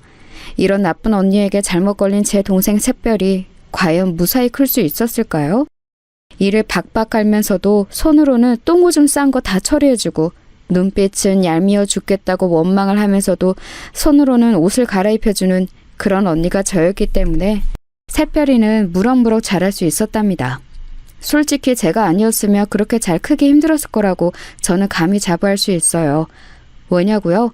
당시 친정엄마는 출산 후유증으로 힘들어하셨고 몸이 좀 나아지신 이후에는 저에게 네가 참 동생을 잘 보내라는 짧은 감상이나 남겨주시면서 모든 육아를 본격적으로 전가하셨거든요. 저는 새별이 이전에 동생이 없었는데 저라고 아기를 잘 돌보는 법을 알았겠나요? 전혀 몰랐지만 그냥 책임감, 의무감 같은 걸로 열심히 했던 것뿐입니다. 지금 생각하면 정말 고단했던 시기였네요. 고등학교에 진학하지 않은 제가 설마 집에 틀어박혀서 갓난 동생만 보고 있었을 리가 없잖아요. 네, 저는 돈을 벌러 다니고 있었습니다. 아이, 좋은 아침. 너는 여상 가냐? 나는 공장 간다. 당시에 저는 제 중학교 동창들을 동네에서 만나면 그런 식으로 씩씩한 인사를 먼저 건넸습니다. 잠깐이었지만 약간은 동네에서 유행어처럼 번지기도 했어요. 넌 여상? 난 공장. 이런 식의 제가 만들어낸 표현이었는데 사람들이 제 흉내를 내면서 꽤 썼었습니다. 당차고 야물딱짓하면서 동네 어른들은 다 저를 좋게 봐주셨던 것 같아요. 하지만 제 속은 조용히 문드러지고 있었답니다. 저는 공장이 아니라 친구들이 다니는 여상을 다니고 싶었거든요. 공장에서 내도록 서서 일을 하며 눈알 빠지게 반복 작업을 해야 한다는 것 자체가 너무 괴로웠어요. 저도 친구들처럼 학교 생활을 하고 싶었죠. 그러던 어느 날 고된 일을 마치고 집에 오자마자 새별이부터 챙기고 간단히 집안일을 하고 그러고 있는데 오빠라는 놈이 교복 차림으로 하품을 쩍쩍 날리면서 귀가를 하더니 가방을 아무렇게나 획 내팽개치더라고요. 마치 저보고 알아서 정리하라는 지시 같았습니다. 집구석도 좁아 죽겠는데 가방을 던지는 행위에 저는 열이 받았죠. 그래서 그 가방을 오빠의 등짝에다가 날려줬습니다. 그랬더니 친정 부모님이 깜짝 놀라시면서 저를 혼내셨어요. 공부하고 온 오빠는 왜 괴롭히냐면서 말이죠. 친정 아버지의 소뚜껑 손으로 꿀밤까지 세게 맞자 서러움이 밀려들었습니다. 참고 있던 화가 폭발하는 순간이었어요. 아버지, 왜 오빠만 고등학교 보내셨어요? 진짜 너무하시는 거 아니에요? 저도 고등학교 다니고 싶었다고요. 어허, 남자랑 여자랑 같지 않다고 내가 대체 몇 번이나 말해줘야 너는 알아들을 거야? 그리고 네 오빠가 너보다 공부머리가 더 좋잖아. 네가 공부를 잘해놓고 따졌으면 지금 내가 이렇게 기가 막히지는 않았을 거다. 공부 얘기에는 솔직히 대꾸를 할 수가 없어서 분했습니다. 그런데 제가 오빠하고 공부로 승부를 보기 이전인 아주 어렸을 때부터 이미 차별을 받았다는 것이 생각난 거죠. 아버지 말 맞다나 남자로 태어날 것을. 엄마, 도대체 엄마는 왜 나를 딸로 낳아서 내 인생을 힘들게 만들어? 나도 아들이었으면 귀염둥이 둘째 아들 소리나 들었을 텐데 오빠가 사고치면 사내 자식이 아주 장군감이네 이러고 내가 사고치면 기집애가 혼나고 싶어서 또 저러고 자빠졌네 이러고 솔직히 차별이 너무 심했잖아 옛날부터. 아유, 너는 진짜 별소리를 다 하는구나. 왜 그렇게 너는 억울해하는 거야? 엄마도 그렇게 컸어. 어? 여자라서 딸이라서. 너보다 더 심하게 차별받고 컸으니까 너는 세상에서 너무한 억울하고 분하다는 그 표정 좀 그만 지어. 친정엄마가 그때 저한테 해주셨던 말씀이 두고두고 안 잊혀졌던 것 같아요. 끝내 저를 향해 그냥 좀 살아 라고 하셨던 분이 제 친정엄마이셨습니다. 곱씹을수록 제 마음속에서 메아리가 되어 울려 퍼졌어요. 너만 억울한 거 아니니까 그냥 참으라는 그 논리가 정말이지 어이가 없었죠. 한참을 곱씹던 저는 동생을 품에서 재우며 이렇게 말을 해주었습니다. 야, 너는 나보다 한참 어리니까 네가 내 나이가 되었을 쯤에는 뭔가 달려져 있지 않을까? 아무튼 너는 딸이라서 서럽고 눈물나게 살지 마라. 결심을 하나 했는데 내가 오늘부로 너를 후계자로 딱 찜했어. 이게 무슨 말이냐 하면 앞으로 네가 나의 병기가 되어서 활약하는 거야. 내 병기로 성장해서 내 억울함을 네가 다 풀어줘. 알았지? 내가 팍팍 밀어줄게. 그러자 품 안에서 어린 새별이가 배시시 웃었어요. 알아들은 것도 아닌데 그렇게 웃은 게 너무 신기했죠. 집이 좁은 탓에 제 작은 목소리를 옆에서 다 듣고 계셨던 친정엄마는 고개를 저으셨습니다. 아유, 애한테 이상한 소리 마. 병기 같은 소리 하고 있네. 그리고 애가 뭘 알아듣기라도 하니? 왜? 못 알아들으면 이상한 소리 해도 되는 거 아니야? 너는 대체로 말을 상대방에게 한마디도 안 지는 편이야. 네 스스로 이 점을 알아야 돼. 지금은 네가 어리니까 단순히 객기라고 어른들이 받아줄 수 있지만 시간이 지나면 너도 바뀌어야 할 거야. 알았지? 그런데 아무튼 엄마는 네가 있어서 다행이라고 생각은 해. 너 없었으면 누뚱이는 나을 엄두도 못 냈을 것 같네. 고맙다 우리 딸. 친정엄마는 어색하고 민망해하시면서도 저에게 그날 고맙다는 인사를 남몰래 해주셨어요. 새별이의 존재 때문에 여러모로 제 상황이 꼬여버렸는데 동생이니까 소중하기는 하고 친정엄마에게 고맙다는 인사도 처음으로 들어보고 이런 상황이니 저에게 새별이는 애증의 존재로 자리 잡았던 것 같습니다. 좋으면서도 미우면서도 귀찮으면서도 아주 그냥 복잡 미묘했죠. 그런데 제가 성인이 되고 나니까 애증이라는 감정도 자연스레 옅어지더라고요. 제가 더 이상 10대 소녀가 아니기 때문인 듯 싶었었네요. 공장일을 전전하던 저는 지인의 소개를 통해서 첫 사무직으로 드디어 입성을 이뤄냈었는데요. 저에게 참 잘해주던 30대 초반의 남자 상사가 있었어요. 어리다고 중졸이라고 단순 업무직이라고 저를 무시하는 남자들 틈바구니에서 그분의 존재감은 남달랐습니다. 속으로 많이 동경하고 있었죠. 그런데 어느 날 그분의 부인이 저보다 겨우 3살 많다는 사실을 우연히 알게 되었습니다. 이것도 놀라웠는데 더 대단했던 점은 아이가 이미 5살이라는 사실이었어요. 충격을 받았죠. 이거 완전히 도둑놈 아닌가 싶어서 그분이 달리 보이기 시작하였고 더불어서 제 동생 새별이가 새삼 어려도 너무 어리다는 것을 깨우치게 되었죠.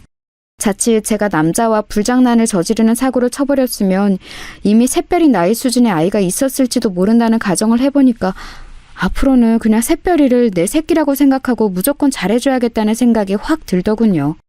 사회생활을 핑계로 폼 잡느라고 성인이 된 이후로는 어린 동생 뒤치다거리에서 졸업하고자 아둥바둥 난리도 아니었었는데 생각을 고쳐먹고서 어리디 어린 동생에게 잘해주고자 했어요. 그러고 나니까 눈에 보이더라고요. 새별이가 얼마나 대충 방치되어 대충 자라고 있는지 말입니다. 저러다가 공부에 기억자하고도 인연이 없을 것 같아서 첫 단추를 잘 꿰어주고자 제가 노력을 좀 했어요.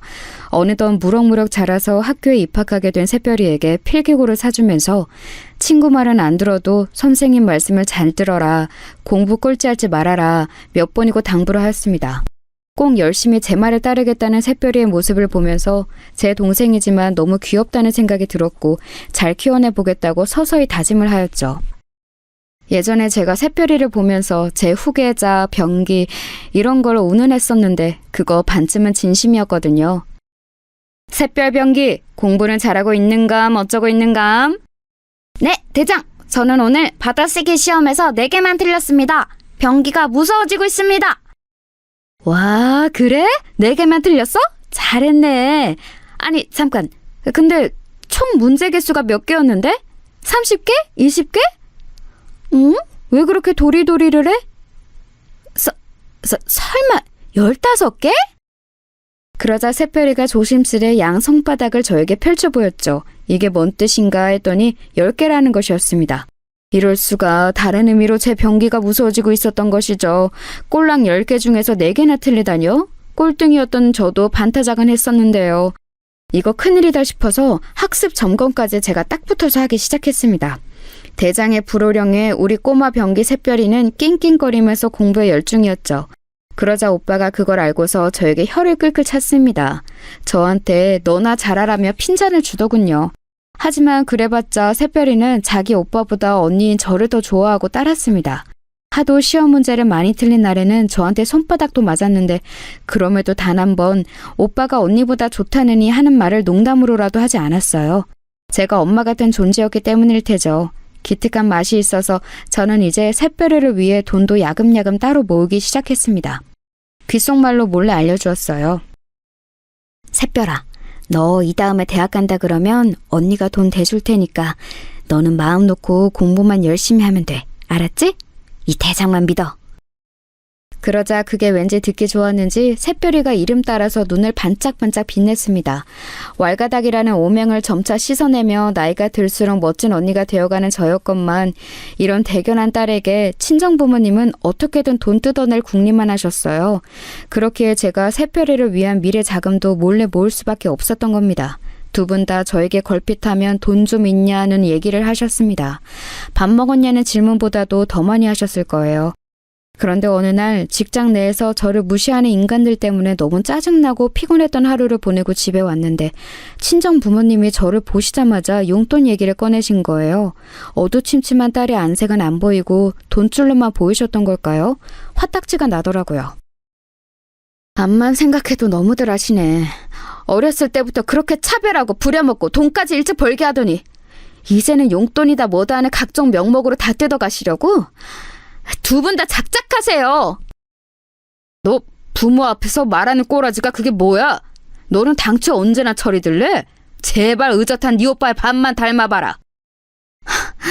오빠 얘기 마침 잘 나왔네요. 아버지, 왜 저한테만 돈 그놈의 돈 타령을 하세요? 오빠는 이제 막 직장 잡았다지만 그래도 벌이가 저보다 낫잖아요. 돈은 오빠한테 달라고 하셔야죠. 어허, 장남은 장가를 가야 하니까 안 돼. 돈을 한 푼이라도 더 모아야 하는 네 오빠하고 너하고는 다르지. 네? 그럼 저는 돈을 안 모아도 되나요? 저는 시집 안 가요? 제가 노처녀로 늙어 죽기를 바라시는 거예요? 두 분 뒷바라지만 실컷 하다가? 남자하고 여자가 어떻게 같아? 남자는 장가 들 때 다 책임져야 하지만 여자는 그렇게 안 해도 된다. 출가 외인이라서 크게 상관없어. 아버지, 그럼 뭐예요? 저는 결혼할 때 드는 비용을 다 부담할 남자를 낚아채라는 그런 말씀이세요? 그럴 거면 예쁘게라도 낳아주시든가요. 두 분을 너무 닮아서 제가 외모가 별로 대단하지 않잖아요. 예쁘게 못 낳으실 거면 웃기게라도 낳아주셨어야죠. 그랬다면 제가 방송국의 문턱이라도 넘었을 텐데요. 그래서 지금 부모 탓이라는 거야? 너 이거 불효야, 불효! 부모가 자식 취급하는 게 너무하니까 자식도 불효이든 뭐든 할 수밖에 없죠. 금 나와라 뚝딱, 은 나와라 뚝딱 하는 방망이도 아니고 왜 저를 자꾸만 돈 나오는 방망이 취급하세요? 왜 저를 멋대로 휘두를 수 있는 방망이로 보시는 건데요? 그 방망이 잘못 회전해서 두 분을 칠 수도 있어요. 한순간에 감정이 확상해서 파국으로 치달을 수 있는 게 가족이죠. 저는 그날 폭발해서 막말을 쏟고 말았고 친정아버지가 열받아서 날리신 귀싸대기를 얻어맞았습니다. 맞고 나니까 진짜 서럽더라고요. 그래서 저는 절대로 제 자식들을 손으로는 직접 안 때리고 키웠네요. 옆에서 지켜보시던 친정엄마가 나셔셨고 이때가 점점 친정엄마의 건강이 살짝 안 좋아지고 계셨던 시기였기에 친정아버지는 화를 더 못 내시고 씩씩거리기만 하셨습니다. 찜찜하게 일단락된 상황을 뒤로하고 돌아서는데 제가 당황하고 말았죠. 새별이하고 눈이 딱 마주친 거예요. 모든 상황을 어린 동생에게 다 보이고 말았다고 생각하니까 너무 창피해서 죽고만 싶었네요. 새별이의 난처한 눈빛을 보기 민망해서 집을 나갔다가 앞에서 담배를 피우고 있던 오빠를 마주쳤습니다. 근데 오빠가 저를 비웃었어요. 하, 꼴 좋다. 내가 너 왠지 아버지한테 한 대 맞을 것 같더라. 내 예상대로 되네. 야, 네가 이런 집에서 벗어나고 싶거든. 시집을 잘 가면 돼.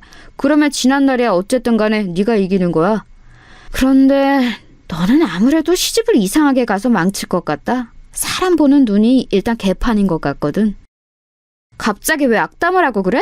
오빠가 뭘 한다고 그딴 소리를 짓거리는 거야? 내가 그렇게 될 거라는 여기는 근거 하나라도 있어? 근거? 당연히 있지. 무슨 말이 필요하겠어. 너는 딱 봐도 박복할 관상이야. 관상 같은 소리하고 자빠졌네. 오빠 관상은 그렇다면 간신배 관상이야. 눈썹이 얍삽하게 생겨먹었잖아. 그러니까 괜찮은 여자하고 맺어질 리가 없지. 그 바람에 오빠하고도 간만에 된통 다퉜습니다. 서로에게 유치한 맹공격을 퍼부었지요. 그날 밤에 자려고 누워서는 나이 먹고 이게 뭐하는 짓인가 싶어서 스스로가 한심해 죽는 줄 알았습니다. 새별이에게 아버지한테 귀싸대기나 얻어맞는 모습을 보인 것도 민망했고요. 그런데 이틀 뒤 새별이가 저에게 밥상을 차려줬습니다. 뭔 요리를 할 줄 안다고 밥을 차렸냐고 하니까는 자기는 다 잘한다면서 배시시 웃더라고요. 갓난 아기일 적에도 꼭 저렇게 웃었었는데 가슴이 뭉클했네요. 저한테 힘내라면서 밥을 차려준 새별이의 마음씨가 너무 기특했어요. 나 위로해줘서 정말 고마워. 그런데 너는 이런 거 잘할 생각을 하지 말고 공부를 잘할 생각을 하면 더 좋아. 알았지? 언니, 내가 공부 잘하면 좋은 대학 가면 성공하는 거 맞아? 콕 찍어서 그렇게 물어보면 내가 할 말이 없어지는데. 하지만 확실한 건 좋은 대학을 안 가는 것보다야 가는 게 낫다는 거지. 네 인생에서 고를 수 있는 선택지 자체가 달라질 테니까. 새별아, 내가 얼마나 대단한 고난과 시련을 겪으며 살아왔는지 알지? 네가 나 대신 멋지게 활약을 해줘야 내가 한이 풀린다고 그랬었지? 응, 언니. 어제 언니 혼나는 모습 보니까 진짜로 대단한 고난과 시련을 겪어온 게 맞는 것 같아. 나 앞으로 언니를 생각하면서 더욱 공부 열심히 할게. 오빠보다도 성공할 거야. 너 말 잘했다. 바로 그거야. 오빠보다 성공하는 거지. 내가 너를 후계자로 지목하고 병기로 키우는 보람이 있네. 제가 너스레를 떨자 동생은 수저를 내려놓은 손을 자기 머리 옆에 가져다 대면서 충성 제스처를 해보였습니다. 자기는 저를 영원히 대장으로 따를 거라고 했습니다. 귀엽고 착실한 새별이에게 떳떳할 수 있도록 제가 멋지게 살았다면 아주 좋았을 텐데. 애석하게도 오빠의 말이 어느 정도 맞아떨어지고 말았어요. 그건 바로 제가 상당히 별로라고 할 수 있는 결혼을 선택해버린 것이었습니다. 남편의 능력도 별로였고 시댁이라는 집단은 말할 것도 없었지요. 도대체 왜 그딴 어이없는 선택을 했냐고요? 여러분께만 솔직히 당시 제 심정을 밝혀볼게요. 사실 저는 남편의 얼굴, 이거 딱 하나만 보고 결혼을 했습니다. 그래서 그 사달이 났던 겁니다. 저 나름 그렇게 생각이 흘러갈 수밖에 없었던 이유가 있었어요. 가만 보니까 저희 친정 부모님뿐만 아니라 외가와 친가들 다 통틀어서 살펴봐도 외모들이 썩 희망적이지 못했어요. 그나마 제 동생 새별이가 오밀조밀 귀여운 느낌이라도 있는 얼굴이었죠. 역시나 제 병기 나왔습니다. 아무튼 저는 냉정하게 외모를 평가한 뒤 생각했었던 거예요. 치밀해야겠는데? 나는 다른 건 몰라도 잘생긴 남자를 만나는 게 이세를 위하는 길인 것 같아. 애를 안 낳고 살 거라면 모를까. 애를 낳을 거라면 잘생긴 남자를 만나야 돼. 대단하지 않은 외모라서 슬픈 것, 이 굴레는 내 손에서 끊어낼 거야. 제가 그런 의욕을 활활 불태우고 있을 때 제 주변에 아는 언니들이 기름까지 들이부었습니다. 거의 다 유부녀들이었거든요. 남편의 외모가 얼마나 결혼 생활에 지대한 영향을 미치는지 저에게 침이 마르도록 설명을 하였어요. 귀가 솔깃했죠. 다들 그렇게 말을 했습니다. 남편이 못생기면 부부싸움 할 때 2배로 열받는다고요. 하지만 남편이 잘생기면 몹시 화가 났을 때도 그냥 내가 참을까라는 생각부터 든다고 그랬습니다. 아빠가 잘생겨야 아이의 외모도 되게 예쁜 법이라는 이론까지 등장하였어요. 그런 얘기까지 들었을 때 저는 저와 사귀는 것도 안 사귀는 것도 아니었던 애매한 사이에 남편에게 적극적으로 들이대기로 결심했던 것이죠. 사람이 어리버리하고 좀 우유부단한 것 같은데 하지만 언니들이 한 말이 너무 그럴싸해서 무시가 안 돼. 이왕이면 잘생긴 남자하고 결혼하자. 불도저 같은 저의 기세에 휩쓸린 남편은 자기 가족들의 반대에도 불구하고 저랑 결혼을 해버렸습니다. 그래서 저희 부부는 사실 연애 기간이랄 게 따로 없어요. 결혼부터 들이박아 버렸거든요. 솔직히 말씀을 드리자면 저는 결혼을 하고 나서 미친 듯이 후회했습니다. 시댁 식구들이 저를 항상 죽일 듯이 쏘아보면서 굴러 들어온 돌 취급을 했거든요. 그런 자기 가족들을 남편은 막는 신용조차 하지 않았죠. 이도저도 아닌 걸로 굴었어요. 첫째만 뱃속에 안 생겼어도 저는 그때 확 도망쳐 버렸을지도 모릅니다. 그 정도로 결혼하고 초반 시기에는 힘들었어요. 그리고 결혼 생활에 보람이 없는 것 같아서 진짜 이혼이라도 해버릴까 이렇게 생각하고 있었을 때 친정엄마가 병원 생활을 시작하셨습니다. 많이 편찮으셨어요. 그래서 거기에 매달리느라 몇 년이 흘렸죠. 이 과정에서 시어머니와 대판 싸웠고 시댁하고는 거의 척을 지었습니다. 친정엄마가 돌아가시고 나서도 저는 시댁과 거의 왕래를 안 했어요. 물 흘러가듯 그저 정 하나로 열심히 사는 결혼 생활이었습니다. 저는 늘 새별이에게 강조를 했죠. 너는 무조건 너를 최우선으로 두는 남자하고 결혼을 해야 돼. 알았지? 그리고 자기 며느리 아낄 줄 모르는 시부모가 있는 시댁이라면 아예 시작도 하지 말아야 돼. 새별이는 그럴 때마다 무조건 알겠다고 대답했습니다. 자기가 제대로 된 신랑감을 훗날 고를 거라고 했어요. 원래 공부머리가 없었던 새별이는 저의 전폭적인 지원을 받아서 제법 괜찮은 대학도 갔습니다. 괜찮은 신랑감 고를 만한 군번은 되고도 남았죠. 그런데 어느 날 드디어 결혼하고 싶은 남자가 있다고 말을 해와서 저를 놀래켰습니다.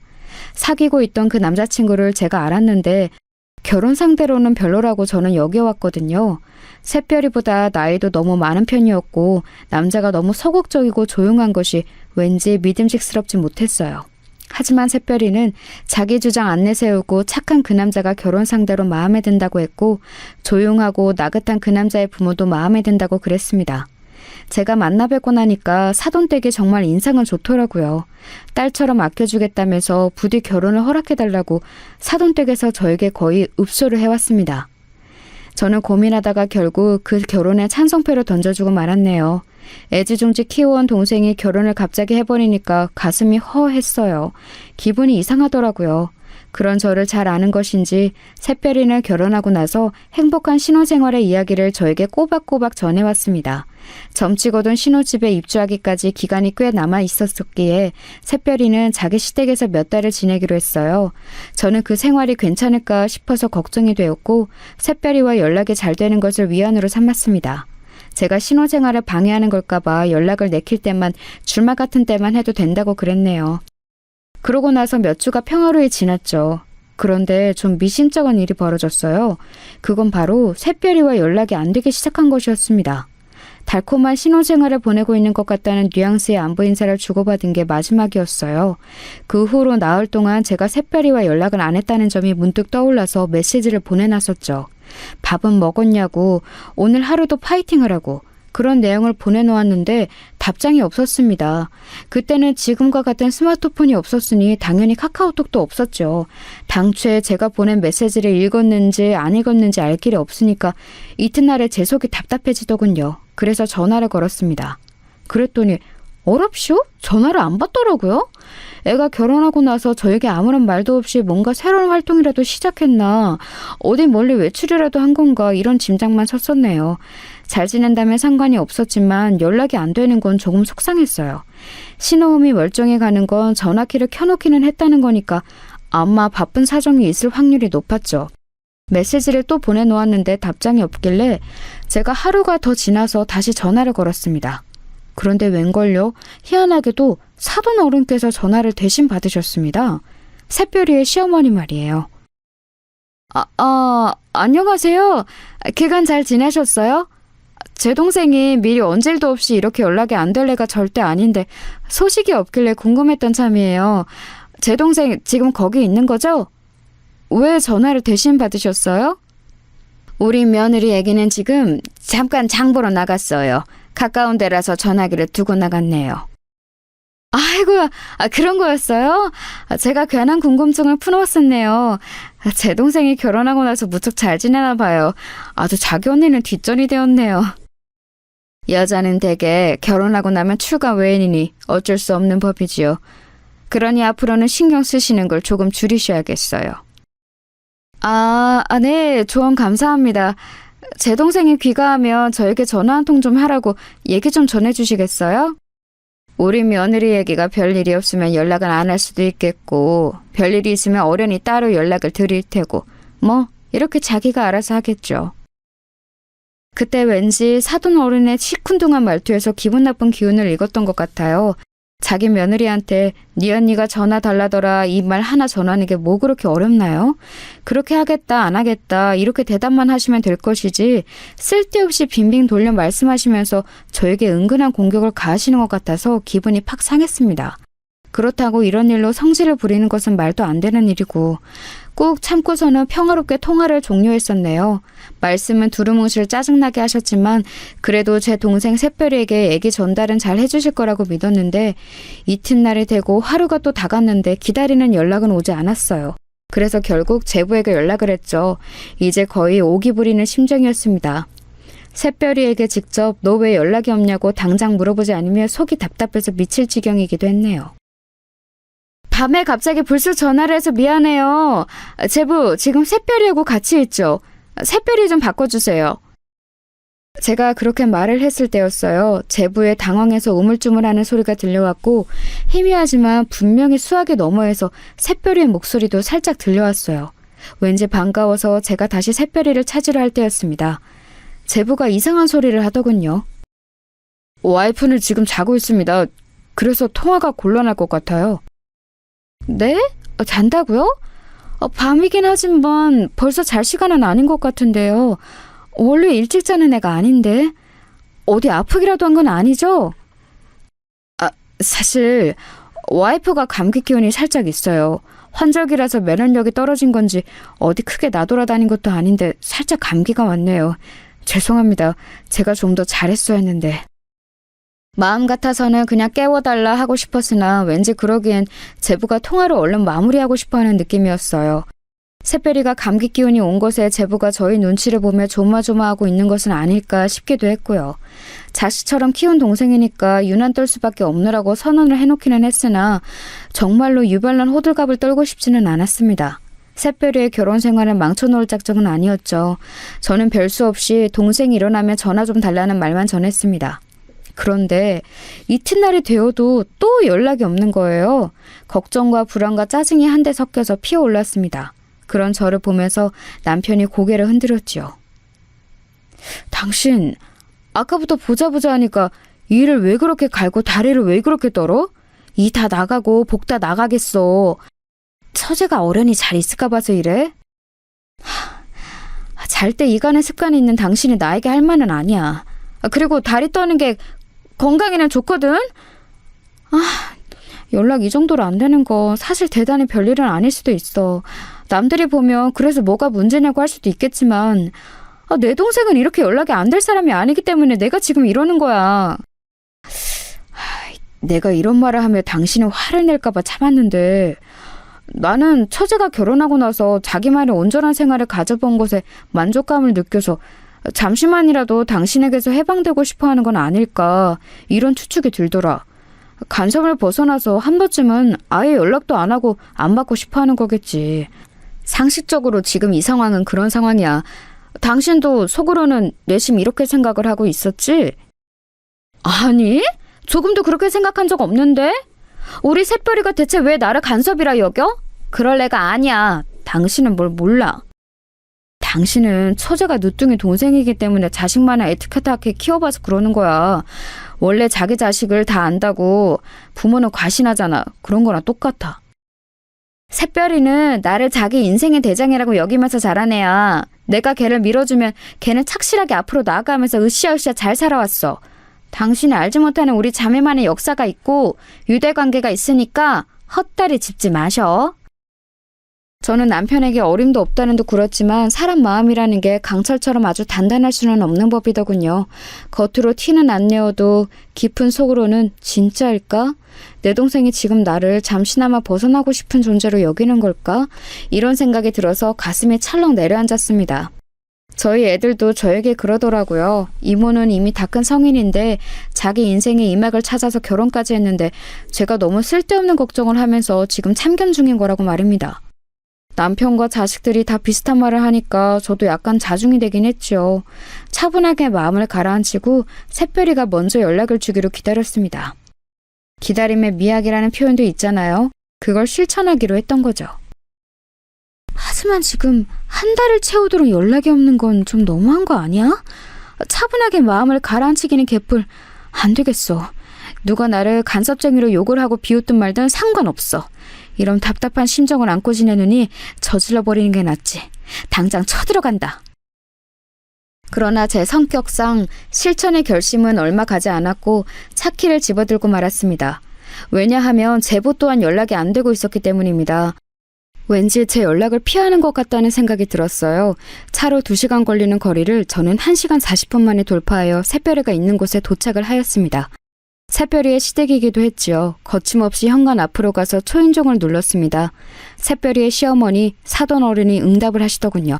불쑥 찾아온 방문객의 정체가 저인 것을 아시자 인터폰 너머로 왠지 흠칫하시는 게 느껴졌어요. 동생 만나러 왔다고 했더니 없다고 하더라고요. 제가 문이나 열라고 그랬죠. 먼 길 왔는데 인터폰으로만 대화하고 있는 건 좀 아니었으니까요. 사돈 어른도 그리 생각하기는 하셨는지 잠시 후 현관문을 열어주셨습니다. 처음에는 분명 결이 가득한 얼굴로 문을 딱 여셨는데 살벌하게 가라앉은 제 얼굴을 보시더니 약간 주춤하시면서 안색을 바꾸셨어요. 제 귀에 눌리신 모양이었습니다. 굉장히 난처한 표정으로 눈썹을 축 내리시면서 제 동생이 없으니까 지금은 곤란하다고 하시더군요. 우리 며느리 애기가 아침 일찍부터 약속이 있다나 뭐라나 그러면서 외출하고 지금은 없어요. 어떡하죠? 어떡하기는 뭘 어떡하나요? 제가 안에 들어가서 동생을 기다리면 되겠죠. 굳이 그러실 것은 없는데요. 여기 근처에 카페 하나 크게 생겼는데 거기로 가시겠어요? 제가 차 한 잔 사드려도 좋고요. 옆으로 비켜주시는 게 저한테는 더 좋을 것 같습니다. 저리 좀 비켜주세요. 저는 짜증스럽게 사돈 어른을 옆으로 밀치고서 집 안으로 발을 들였어요. 사돈 어른이 저를 말리고 자시고 할 새도 없이 저는 성큼성큼 집 안을 활보하며 샛별이와 제부의 공간을 찾았습니다. 가정 안쪽에 있는 부부 침실 문득 딱 열었을 때였어요. 제가 너무 놀라서 그 자리에서 일단 굳어버렸네요. 언니? 언니가 맞은 거야? 언니 나 여기 있었어. 나 좀 도와줘. 새별아, 너 이게 몰골이 지금 이게 뭐야? 다쳤어?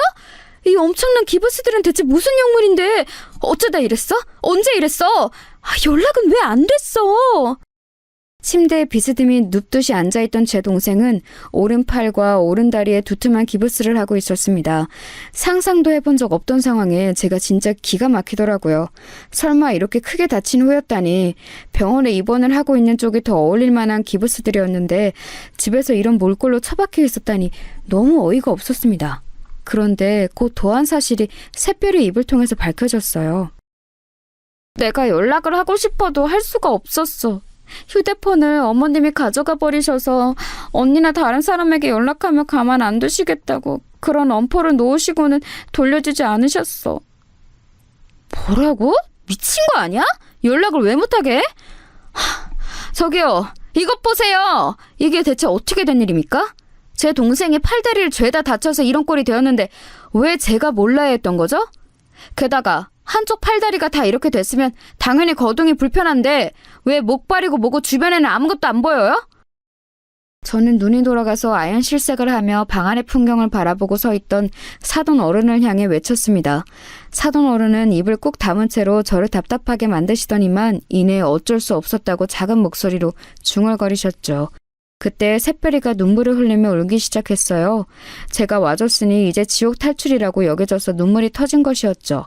서럽게 엉엉 울면서 저에게 그간의 이야기를 해줬는데 오늘아 진뭉개진 발음이었지만 핵심을 이해하는 것에는 큰 어려움이 없었습니다.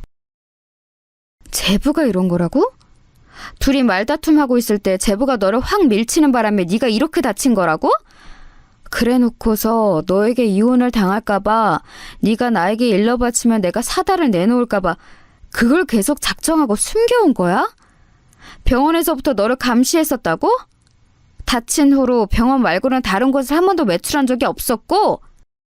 저는 멍하니 샛별의 말을 곱씹으면서 서서히 제 안에 번지는 충격으로 허탈한 웃음을 지었습니다. 사람이 너무 어이가 없으려니까 웃음부터 나오더라고요. 샛별이가 제부 같은 논팽이에 비하면 너무 어리고 예쁘긴 했지요. 공주니처럼 모시겠다고 해서 결혼을 시켜준 것이었으니 결혼 생활 초장부터 그게 어그러지면 다 끝인 거라고 제부와 그 어리석은 가족들은 생각한 모양이었습니다. 알고 보니 제부라는 놈이 엄청난 다혈질을 하고 했어요. 얌전하고 내성적인 것 같지만 쉽게 욱하고 손을 올리고 쌍욕을 내뱉고 그러다가 진정되면 다시 순한 얼굴을 하고 무서운 사람이었던 거예요. 샛별이는 이르지 않겠다. 그냥 평범한 안부전화만 하고 싶다. 이렇게 호소를 해왔지만 망할 놈의 사돈댁은 의심의 눈초리를 거두지 않은 겁니다. 혼자 거동도 할 수 없는 사람을 감시하면서 가둬놓고 기가 죽다 못해 피가 마르도록 한 거였어요. 사돈 어른이 한숨을 내쉬면서 이러시더군요. 우리 아들이 자기 아내는 앞으로 자기가 잘 길들여서 꽉 잡고 가겠다고 그러니까 내가 별 수 있나요? 그러라고 하는 수밖에요. 그리고 저도 며느리가 너무 콧대 놓고 드센 게 보기 좋지 않은 것 같아서 그 콧대를 좀 이 기회에 꺾어놓고 싶었어요. 며느리란 모름지기 시어머니에게 순종해야 하는 법인데 그런 게 전혀 없고 자기 하고 싶은 대로 행동을 해버리니까 누가 위에 있는지 정확히 알려주면 좋을 것 같아서. 그게 무슨 개소리예요? 말 같지도 않은 말은 하지도 마세요. 어르고 달래서 어떻게든 결혼을 성사시킬 때까지는 이런 마음이 아니셨을 텐데요. 화장실 갈 때와 나올 때가 다른 게 사람 마음이라지만 아무리 그렇다고 해도 이건 지나치신 거 아닌가요? 며느리 사랑으로 최고가 되겠다고 하셨던 분은 대체 어디로 가신 거죠? 그게 다 입에 발린 소리들이었고 진심이 없는 감언이설이었다니. 그런 것에 속아 넘어가서 제가 제 동생을 이딴 집구석에 시집을 보냈다니 저는 지금 제 혀를 씹고 싶은 심정입니다. 이러니까 저희가 더욱 그랬던 거예요. 너무 유별나게 그렇게 동생을 위하고 싸고 도시니까 저희도 나름의 조치를 취할 수밖에 없었던 거라고요. 며느리는 이제 저희 집안 식구인데 그것을 용납하지 않으실 것 같아서 그랬습니다. 네? 싸고 돌긴 뭘 싸고 돌아요? 어디 김밥 싸요? 도시락 싸요? 거참 표현을 이상하게 하시네. 제가 분명 말 같지도 않은 말은 하지 마시라고 했을 텐데요. 노망 나셨나 보네요. 조기 치매가 오셨네. 새별아, 나는 네가 벌써부터 치매가 온 시어머니 모시고 살기에는 너무나도 젊고 아깝다고 생각하는데 너는 어떻게 생각하니? 제가 낮게 이를 갈면서 말을 하자 훌쩍거리고 있던 새별이가 우는 것을 멈추더니 고개를 번쩍 들어서 자기 시어머니를 똑바로 쳐다봤어요. 그리고 다음 순간 제 동생 새별이가 취한 행동에 상황임을 잊고 저는 웃음이 터질 뻔했습니다. 새별이가 멀쩡한 왼손을 들어서 손가락 부분만 기부스 밖으로 나와 있는 오른손을 움직이더니 기부스 끝으로 오른 손가락에 중지를 들어올린 거예요. 제가 키운 동생에게서 난생 처음 보는 손가락 욕이었습니다. 기부스 사이로 가운데 손가락을 들어올린 새별이가 눈을 부릅뜨고 말했어요. 어머님, 이거나 잡수세요. 그리고 꺼지세요. 그러자 사돈 어른이 삽시간에 얼굴이 벌겋게 달아오르더군요. 마음 같아서는 깽판을 쳐놓고 싶었으나 새별이를 챙기는 것이 우선이었기에 저는 얼른 부축에 나섰습니다. 목발도 없이 사람을 이렇게 방치해놨다니 새별이를 힘겹게 부축하는 동안 욕이 나오더라고요. 사돈 어른은 이대로는 못 간다면서 절대 못 보내니까 자기 아들이 올 때까지만이라도 있어야 한다고 박박 우겨댔어요. 그래서 제가 그 면상 앞에 꽉 쥔 주먹을 들이밀었죠. 한마디만 더 하면 주먹으로 응당하겠다는 표시였습니다. 불쑥 들이밀어진 주먹에 놀란 사돈 어른은 엉덩방아를 찌우며 주저앉았습니다. 세게 엉덩방아를 찌으신 것인지 바로 일어나지 못하시고 허리를 부여잡으며 고통스레 신음을 하셨어요. 그러거나 말거나 저는 새별이를 챙겨서 그곳을 빠져나가기에 급급했네요. 웬 정신나간 집안에 잘못 걸려서 그간 마음고생 몸고생 다 하고 있었을 제 동생을 생각하니 짠하기도 했고 미안하기도 했습니다. 내가 너무 미안하다 새별아. 진작에 찾아왔어야 했는데 네가 너무 잘 지내느라 나에게 연락을 일부러 안 할 수도 있다고 여기고서는 지금까지 시간을 지체해버렸어. 내가 잘못이었어. 아니야, 괜찮아. 하나도 안 늦었어. 다친 사람을 이렇게 고립시켜 놓은 남편 시대. 그렇다면 내가 다 나은 후에는 어쩌려고 이러는 것인지, 그 안에 나의 길을 팍팍 죽여놓으려고 이러는 것인지 정말 감이 안 잡히는 이상한 사람들이라서 황당했고 무서웠는데 그래도 꿋꿋하게 버틸 수 있었던 건 언니가 나를 찾으러 와줄 거라는 믿음이 있어서였어. 왜냐하면 언니는 내 대장이잖아. 대장이라면 반드시 멋지게 출동해 줄 줄 알았지. 새별이는 그렇게 말하며 씩씩하게 웃어 보였지만 눈가에는 눈물이 다시 맺혀 있었죠. 그야말로 황당한 일련의 과정을 지나는 동안 그 속이 얼마나 갑갑하고 두려웠을까요? 우선 병원부터 향했고 며칠 입원을 하는 것으로 정했습니다. 안락하게 병원에 누워있으니까 새별이가 얼굴이 편안해지더라고요. 그리고 우물쭈물하면서 저에게 심정을 고백해왔어요. 사실은 제가 탐탁지 않아 하는 결혼을 한 것이기 때문에 금방 이렇게 저를 실망시키면 안 될 것 같아서 자기가 그 상황에서도 가만히 있었던 것도 있다고 그랬어요. 저에게 나쁜 소식을 안겨주고 싶지 않았던 거예요. 그 마음이 뭔지는 알 것 같아서 차마 나무랄 수 없었습니다. 제가 한숨만 쉬고 있으려니까 샛별이가 민망한 분위기를 없애고 싶었는지 기부스를 가리키면서 이제는 진짜 병기다운 병기가 됐다며 장난을 치더군요. 먼저 밝게 구는 샛별이를 외면할 수 없어서 저도 장단을 맞춰줬네요. 저희 남매가 서로 웃고 떠드는 걸 보며 가슴을 쓸어내린 사람 바로 제 남편이었습니다. 자기 처제를 멋대로 오해한 후였으니 심장이 떨렸을 테죠. 만회를 하려는 것인지 제부라는 놈이 낯짝 두껍게 샛별이를 찾아왔을 때 활약을 하였습니다. 죄송합니다. 겁이 나서 그랬어요. 저 때문에 와이프가 크게 다쳤으니 영락없이 이혼이라고 당하고 질책당하고 손가락질 당하고 그럴까봐 갑자기 두려운 마음이 들어서 숨기기로 했습니다. 제가 판단을 잘못했던 것 같아요. 용서를 빕니다. 앞으로 잘할 수 있게 기회를 주세요. 살다 보면 이런 일 저런 일 벌일 수 있는 게 사람이지. 그렇다고 해서 무조건 꽁꽁 숨기고 문제를 마주하지 않고 회피하고 이런 게 맞다고 보나? 남자 왕씨는 다 시키네. 너 같은 놈에게 줄 기회 따위는 없어. 우리 처제 인생에서 썩 꺼져버려. 남편이 다른 건 몰라도 외관은 참 괜찮은 사람이거든요. 그걸 앞세워서 어깨 쫙 펴고 불효령을 내렸죠. 제부 같은 구질구질한 놈은 남편이 윽박을 지르자 꼬랑지를 말 수밖에 없었습니다. 그 이후로요? 당연히 둘은 이혼을 했고 그 과정에서 정당한 보상금도 다 챙겨놨습니다. 원래는 한 푼도 줄 수 없다며 뻔뻔하게 상대가 나왔었는데 저희 오빠하고 새언니가 살면서 만난 모든 인맥을 다 동원해서 털어버리겠다고 하니까 기세가 눌려서는 돈을 토해내더군요. 그 돈으로 저는 샛별이가 재미있는 생활을 누리기를 바랐는데 그걸 다 꽁꽁 묶어놓더라고요. 왜 그러냐고 물으니까 자기 조카들의 미래를 위해서 두는 거라고 그랬어요. 저희 애들만 해당이니까 오빠네한테는 비밀이라며 윙크를 하는 샛별이의 모습에 가슴이 찡해졌습니다. 만류하지는 못하겠더라고요. 제부였던 그놈은 나중에 소식을 우연히 들어보니까 꽃뱀한테 잘못 물려서 재혼 생활이 파탄났더군요. 자업자득인 것 같았어요. 제 동생 샛별이는 정말 괜찮은 남자를 만나서 재혼했고 행복한 가정 꾸려서 웃으면서 살아왔답니다. 이날 이때까지 아무 별탈 없이 말이에요. 앞으로도 남은 인생 동안 쭉 그랬으면 좋겠네요.